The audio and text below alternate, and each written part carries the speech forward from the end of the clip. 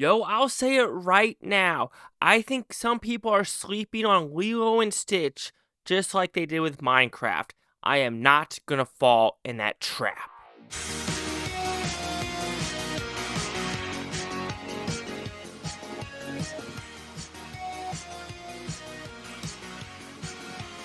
Chase Lehocky here with the Blue Futon doing the box office predictions of the 23rd to the 25th.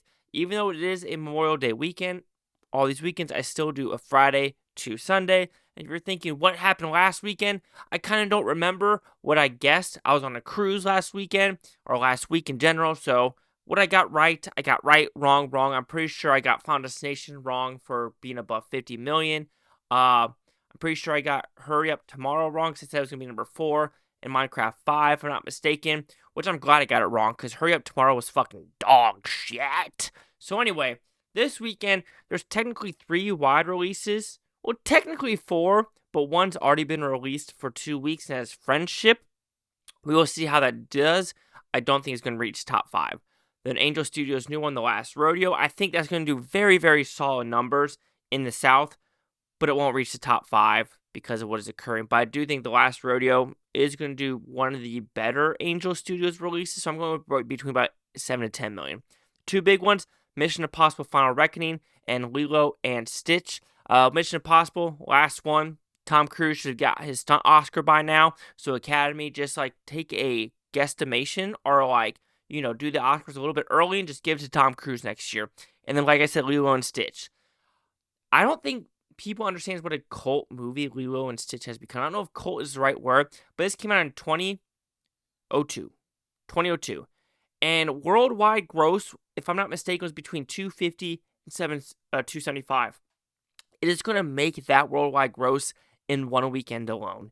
It is going to do bonkers. Everyone's saying 118, 115 for the 3-day. Shoot that sucker up. By a lot, I don't know. But I'm feeling put that sucker up. Because I do feel like this is the one where Disney really didn't change it like they did with Snow White. And that's what I'm guessing with the trailers. So, and they did a good director, Marcel, with the shell with the shoes on it. So, I do have faith in him as well. So anyway, let's just talk about what happened last weekend so we kind of get a guesstimation of what it will occur.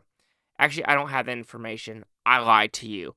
But, of course, it was Accountant was 5, Minecraft 4, Sinners 3, Thunderbolts 2, and 1 was Final Destination. That's the big one, doing 51.6 million. And Thunderbolts barely beat out Sinners. I did get that wrong, actually. I said Sinners, but at the very last second, I did on Gold Derby switch it. So I got 50% right. Final Destination, Thunderbolts, and Sinners. Anyway, this weekend, I am going with... we're going to go Thunderbolts with number 5, and we're going to go with a roughly 12 million. I do think that is going to do a steady drop, but when I look at this in Sinners has never really dropped below 33%.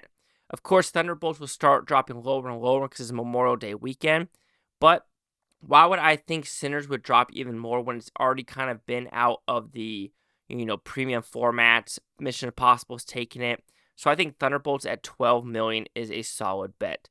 Sinners, I'm going with number 4, but I'm going with about a 13.1%. I do think it's going to switch by about $1 million a piece, and that's what it's going to go with. So Sinners, 13.1 with number 4. I think the next 3 are pretty damn simple. It's just guessing the numbers. Final Destination Bloodline, I'm going with 22.2. That might seem like a steep-ish drop for this movie, even though it made about 51.6.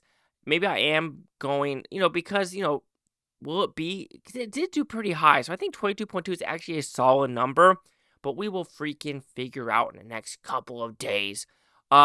Interesting. Mission Impossible, The Final Reckoning, I'm going 62.5. If I'm not mistaken, Reckoning Part 1 did roughly in the 50s and 60s range. So I'm going a little bit higher because of this. And Mission Impossible has never really went over 70, if I'm not mistaken. So I do think 62.5 is a solid number for people that want to see this. Plus, it's also a 3-hour movie, so you got to put that into effect. All right, Lilo and Stitch. I'm going pretty high for this one. I'm going a little overzealous. I'm going